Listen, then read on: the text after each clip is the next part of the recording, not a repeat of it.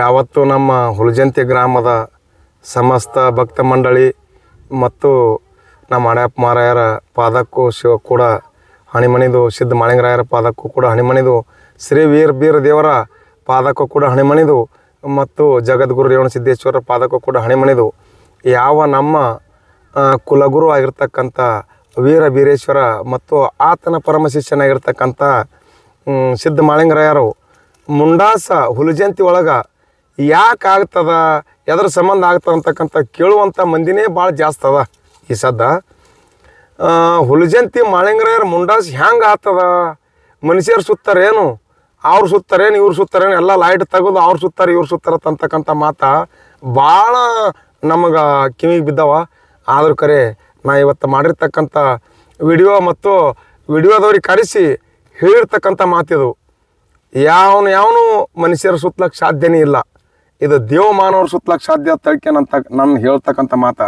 ದೇವಮಾನವರ ಯಾರಪ್ಪ ಅಂತ ಕೇಳಿದ್ರೆ ಸಾಕ್ಷಾತ್ ಪಾರ್ವತಿ ಪರಮೇಶ್ವರ ಮಾಡಿರ್ತಕ್ಕಂಥ ಮುಂಡಾಸ ಇದು. ಯಾಕೆ ಮಾಡ್ಯಾರಪ್ಪ ಅಂತ ಕೇಳಿದ್ರೆ ಒಂದು ಮಾತು ಹೇಳ್ತೀನಿ ಕೇಳು. ಜನಕ್ಕೂ ಹೇಳ್ತೀನಿ ಮತ್ತು ಇರ್ತಕ್ಕಂಥ ಸಣ್ಣ ದೊಡ್ಡವರಿಗೂ ಕೂಡ ಹೇಳ್ತೀನಿ. ಇದು ಯಾಕೆ ಮಾಡ್ಯಾರಪ್ಪ ಅಂತ ಕೇಳಿದ್ರೆ ಅವ ದುಡಿದಿರ್ತಕ್ಕಂಥ ದುಡುಕಿಗೆ ಮಾಡಿರ್ತಕ್ಕಂಥ ಭಕ್ತಿಗೆ ಮೆಚ್ಚಿ ಶಿವ ಪಾರ್ವತಿ ಮುಂಡಾಸ ಮಾಡ್ಯಾರ. ಅಂಥ ಭಕ್ತಿ ಏನು ಮಾಡ್ಯಾನಪ್ಪ ಅಂತ ಕೇಳಿದ್ರೆ ಬೀರ ದೇವರ ದಿನ ಹೊತ್ತು ಹೊಂಟರು ಯಪ್ಪ ಈ ಅಡವಿ ಪತ್ರಿ ತಂದು ಏರಿಸ್ತಿದ್ದಿ ಮತ್ತು ಹೊರತಿಂಗ್ ಇರ್ತಂದು ನನಗೆ ಹಾಕ್ತಿದ್ದಿ.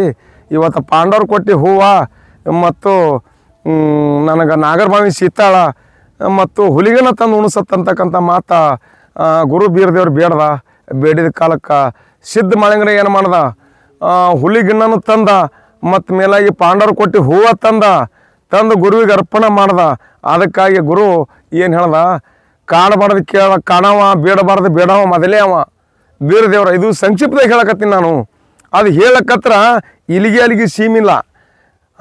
ಮತ್ತು ಮೇಲಾಗಿ ಅವರು ಒಂದು 3 ವರ್ಷ ಹತ್ತದ 4 ವರ್ಷ ಹತ್ತದ ಗೊತ್ತಿಲ್ಲ, ಹಾಲು ಮತ್ತು ಸಿದ್ಧಟಿಗೆ ವಿಷಯಗಳನ್ನೇ ಒಟ್ಟೆ ನೀಗಲಾರಂಥ ಸಮಸ್ಯೆ ಅದು. ಇದು ನಾವು ಹೇಳಕತ್ತಾರ ಈ ಯೂಟ್ಯೂಬ್ನವ್ರು ಬಂದು ಕೇಳಕತ್ತಾರ, ಹೇಳಜ್ಜ ಅಂದ ಕೂಡಲೇ ನಾವು ಹಿಂಗೆ ಹೇಳಕತ್ತೀವಿ. ಈಗ ಅವನು ಮಾಳಿಂಗರಾಯ ಸಿದ್ಧ ಮಾಳಿಂಗರಾಯ ಬರೋಬ್ಬರಿ ಹುಲಿಗನ ತಂದು ಉಣಿಸ್ಯಾನ, ಪಾಂಡವ್ರು ಕೊಟ್ಟು ಹೂವು ತಂದು ಹಾಕ್ಯಾನ, ಗುರುವಿಗೆ ಪಾದಕ್ಕೆ ಏರ್ಸ್ಯಾನ ಮತ್ತು ನಾಗರಭಾವಿ ಸೀತಾ ತಂದನ.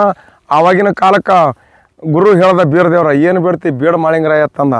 ಯಪ್ಪ ನಾ ಬೇಡೋದು ಒಂದೇ, ಏನು ಬೇಡ್ಲಕತ್ತೀನಿ, ನಾನು ಕೈಲಾಸದಿಂದ ಶಿವ ಪಾರ್ವತಿಯರನ್ನ ಇಳಿಸಿ ನನಗೆ ವರ್ಷಕ್ಕೊಮ್ಮ ಬಬ್ಬುಲಿ ಬನಕ ಬಂದು ಇಳಿದು ನನಗೆ ಮುಂಡಾಸ ಮಾಡಬೇಕು ಅಂತಕ್ಕಂಥದ್ದು ಒಂದು ವರ ಬೇಡಿದ್ದ ಅಷ್ಟೇ. ಅವ ಬೇಡಿದ್ದ ಅಷ್ಟೇ. ಇನ್ನೊಂದು ಪವಾಡ ಏನಪ್ಪ ಅಂತ ಕೇಳಿದ್ರೆ ಹೇಳ್ತೀನಿ ಅದನ್ನು. ಶಿವ ಪಾರ್ವತಿ ಅವರು ಭಕ್ತಿ ನೋಡ್ಬೇಕಂತ ಹೇಳಿ ಬಂದಿದ್ರು. ಅವರು ಯಾರು ಮಾಳಿಂಗರಾಯನ ಭಕ್ತಿ ನೋಡ್ಲಕ್ಕೆ ಬಂದಿದ್ರು. ಭಕ್ತಿ ನೋಡ್ಲಕ್ಕೆ ಬಂದಾಗ ಮಾಳಿಂಗರಾಯಗ ಗುರಿಯನ ಭಕ್ತಿ ಮಾಡ್ತಿದ್ದ. ಪಾರ್ವತ ದೇವಿ ಮೈಗೆ ರೋಗ ಹತ್ತಿತ್ತು, ಪರಮೇಶ್ವರಿಗೆ ಮೈ ರೋಗ ಹತ್ತಿತ್ತು. ಮಾರುಡು ವೇಷ ಹಾಕೊಂಡು ಬಂದಿದ್ರು ಅವರು. ಮಾರುಡು ವೇಷ ಅಪ್ಪ ಅಂತಂದ್ರೆ ಏನು, ಭಯಂಕರ ರೋಗದಿಂದ ಬಳಲಿರ್ತಕ್ಕಂಥ ವೇಷ ಹಾಕೊಂಡ್ಬಂದಿದ್ರು ಅವರು. ಹಾಕೊಂಡ್ಬಂದಿದ್ರು. ಆಗಿನ ಟೈಮ್ಗೆ ಅಳ್ಳಕತ್ತರು, ಅಳು ದನಿ ಕೇಳ್ತು, ಹೊಲಸು ನಾರ್ಲಕತ್ತಿರ್ತಕ್ಕಂಥ ವಾಸನೆ ಬತ್ತು ಯಾರಿಗೆ, ಮಾಳಿಂಗರಾಯಗ ವಾಸನೆ ಬಂದು ಯಾರು ಇರ್ಬೋದು ಇವರು ಅಂತ ಹೇಳಿಕೆ ಹೋಗಿ ಅದೇ ಮಾಳಿಂಗರಾಯ ಹೋಗಿ ಅವರಲ್ಲಿ ಹೋಗಿ ನಿಂತು ವಿನಂತಿ ಕೇಳ್ದ, ಯಾಕಪ್ಪ ನೀವು ಯಾರು, ಏನು ಸುದ್ದಿ, ಹಿಂಗ್ಯಾಕೆ ಮಾಡ್ಲಕತ್ತೀರಿ, ಯಾಕೆ ಅಂತ ಕೇಳಿದ್ರೆ ನನ್ನ ಗಂಡಗೆ ಇಂಥ ರೋಗದ, ನನಗಿಂಥ ರೋಗದ, ನಿವಾರಣೆ ಮಾಡೋರು ಜಗತ್ತದೊಳಗೆ ಯಾರೂ ಇಲ್ಲ, ಮಾಳಪ್ಪ ನೋಡು ಕೈ ಮುಗಿತೀನಿ, ಇಂಥ ರೋಗ ನಮಗೆ ನಿವಾರಣೆ ಮಾಡೋರು ಯಾರು ಅದನ್ನ ಅಂತ ಕೇಳ್ದ. ಅದನ್ನು ಬರ್ರಿ ಇಲ್ಲಿ ನಮ್ಮ ಗುರು ಅದನ್ನ ತಿಳಿಕೆ ಕರ್ಕೊಂಬಂದರು.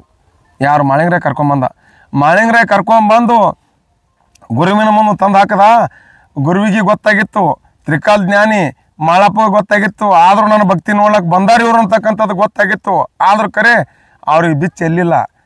ಗುರು ಬೀರದೇವ್ರ ಗದ್ದಿಗೆ ಮೇಲೆ ಕೂತಿ ಏನಂದ ಒಂದು ಮಾತಾ, ಮಾಳಪ್ಪ ಇವ್ರನ್ನ ಯಾಕೆ ತಂದಿ, ಹೊಲಸಿನ ಆರ್ಲಾಗತ್ತ, ಇಂಥ ರೋಗಿನ ಮಂದಿ ನಮ್ಗೆ ನಡೆಯಲ್ಲ, ಇವ್ರು ತೊಗೊಂಡು ಹೋಗಿ ಆ ಕಡೆ ಹೊರಗೆ ಹಾಕು ಅಲ್ಲಕತ್ತ. ಯಪ್ಪ ನನ್ನ ಜೀವನನೇ ಹೊಡಿ, ಆದ್ರೆ ಕರೆ ಇವ್ರಿಗೆ ಹೊರಗೆ ಹಾಕ್ಬೇಡಿ, ಇವ್ರಿಗೆ ಉದ್ಧಾರ ಮಾಡಿ ಹಚ್ಕೊಟ್ಟು ತಂದ.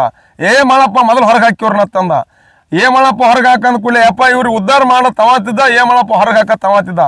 ಏನಾದರೂ ಸಹಿತ ನಾ ಬಿಡಲ್ಲಪ್ಪ, ಒಟ್ಟು ಇವ್ರನ್ನ ಜೀವನ ಉದ್ಧಾರ ಮಾಡ್ಬೇಕು, ನೀನು ಮಾರೋಗ ಕಳಿಬೇಕತ್ತೆ ಅಂತಕ್ಕಂಥ ಮಾತಂತೂ ಬೀರದೇವ್ರು ಹೊಟ್ಟೆ ಒಪ್ಪಿಗೆ ಆಗಲಿಲ್ಲ.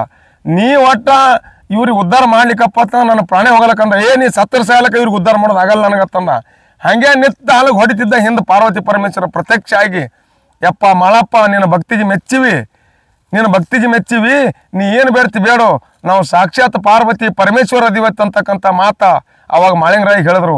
ಅವಾಗ ಡಕ್ಕನೆ ಕಾಲಿಗೆ ಬಿದ್ದ ಪಾರ್ವತಿ ಪರಮೇಶ್ವರಗ. ಡಕ್ಕನೆ ಕಾಲಿಗೆ ಬಿದ್ದು ಏನು ಬೇಡ್ತಿ ಬೇಡ ಮಾಡಪ್ಪ ಅಂತಂದ್ರ, ನನಗೇನು ಬೇಕಾಗಿಲ್ಲ ತಾಯಿ, ನನಗೇನು ಬೇಕಾಗಿಲ್ಲ ತಂದಿ, ನೀವು ಸಾಕ್ಷಾತ್ ಹುಲಿಜಂತಿ ಗ್ರಾಮಕ್ಕ ದೀಪಾವಳಿ ಅಮಾಸಿಗೊಮ್ಮ ಕೈಲಾಸದಿಂದ ಆಗ ಬಿತ್ತಿ ಆಗ ಬೆಳೆದು ಆಗ ನೇಯ್ದು ನನಗೆ ಮುಂಡಾಸ್ ತಂದು ಮಾಡಿ ಹೋದ್ರೆ ನನ್ನ ಮನಸ್ಸು ಭಾಳ ಸಮಾಧಾನ ಆಕ್ಕವ. ಒಂದು ಮಗ ಹುಚ್ಚಿರ್ತದ, ಒಂದು ಮಗ ಹುಳುಕಿರ್ತದ. ಕಲಿಯುಗದೊಳಗೆ ನನ್ನ ಮಕ್ಳು ಅದಾರ. ನನ್ನ ಮಕ್ಕಳು ತಿಳಿದರೆ ಒಂದು ಗುಂಡು ಹಾಕೋತಾರ, ತಿಳಿಲಾರ್ದ್ರೆ ಒಂದು ಅಲಗ ಹಾಕೋತಾರ. ಏನು ಹಾಕಿದ್ರು ಸಹಿತ ನೀವು ಬೆನ್ನಿಂದಿರ್ತೀನಿ ಅಂತಕ್ಕಂಥದ್ದು ಭಾಷೆ ಕೊಡುವತ್ತೆ ನಿಂಗೆ ಬೇಡ್ದ ನಮ್ಮ ಮಾಳಿಂಗ್ರೆ.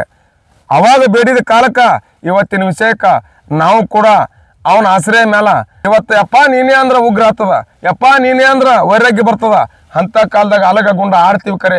ಇನ್ನೊಬ್ಬರಿಗಾದ್ರೂ ಎಲ್ಲಿ ಯಾರಿಗೆ ಅಲಗ ನಟ್ಟಿದ್ದು ಕೇಳಿಲ್ಲ, ಗುಂಡು ಹೊಡೆದಿದ್ದು ಪಟ್ಟು ಹತ್ತಿದ್ದು ಕೇಳಿಲ್ಲ. ಅದು ಭಗವಂತ ನಿನ್ನ ತುದಿನಾಲಿಗೆ ಮೇಲೆ ವಾಸ ಮಾಡ್ತೀನಿ, ನಿನ್ನ ಮಕ್ಕಳು ತುದಿನಾಲಿಗೆ ಮೇಲೆ ವಾಸ ಮಾಡ್ತೀನಿ, ನಿನ್ನ ತುದಿನಾಲಿಗೆ ಮೇಲೆ ವಾಸ ಮಾಡ್ತೀನಿ, ನಿನ್ನ ಬೆನ್ನ ಮೇಲೆ ವಾಸ ಮಾಡ್ತೀನಿ, ನಿನ್ನ ಮಕ್ಕಳು ಹೊಟ್ಟೆ ಮೇಲೆ ವಾಸ ಮಾಡ್ತೀನಿ. ಮಾಳಪ್ಪ ನೀನ ಏನು ಬರ್ತಿ ಬೇಡ ತಂದ. ಬಡವಗ ಮಕ್ಕಳು ಕೊಡು, ಬಂಜಿಗೆ ತೊಟ್ಟಲು ಕೊಡು, ಎಲ್ಲ ಸಿರಿ ಸಂಪತ್ತು ದವಸ ಧಾನ್ಯಗಳನ್ನೆಲ್ಲ ಮಾಳಿಂಗರಾಯ ನನ್ನ ಮಕ್ಕಳ ಬಾಯಿಲಿ ಏನು ಬರ್ತದೆ ಬಂದಿದ್ದಕ್ಕೆ ನೀ ಬೆನ್ನಿದಿರ್ಬೇಕಂತೇಳಿ ಬೇಡ್ದ. ಅವತ್ತು ಮಾಳಿಂಗರಾಯ ಕೊಟ್ಟಾನ, ಬೀರದೇವ್ರು ಕೊಟ್ಟಾನ, ಶಿವ ಪಾರ್ವತಿಯರು ಕೊಟ್ಟಾರ. ಅದಕ್ಕಾಗಿ ಇಲ್ಲಿವರೆಗೆ ಸಹಿತ ಕೈಲಾಸದಿಂದ ಮುಂಡಾಸ ನಮ್ಮ ಮಾಳಿಂಗರಾಯಗ ಇನ್ನೊಬ್ಬರಿಗೆ ಅದು ಬರ್ತದ ಅಂತಕ್ಕಂಥ ಮಾತನ್ನು ಹೇಳಿ 2 ಮಾತು ಮುಗಿಸ್ತೀನಪ್ಪ ಯಪ್ಪ ನಾನು.